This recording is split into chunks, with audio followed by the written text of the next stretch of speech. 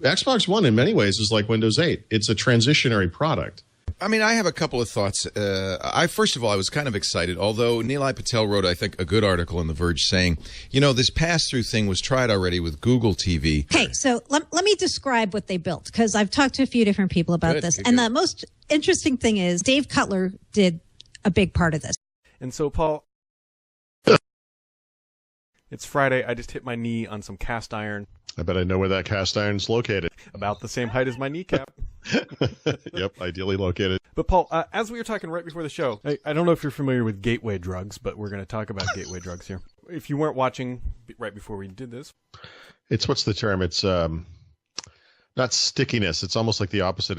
I also think the name Hotmail was synonymous with, spam and it's like a throwaway email address for many people. Windows is another good example, right? You hear Microsoft saying one Windows, and Windows runs on the phone. It's actually a different operating system. The average person, do they know that? No.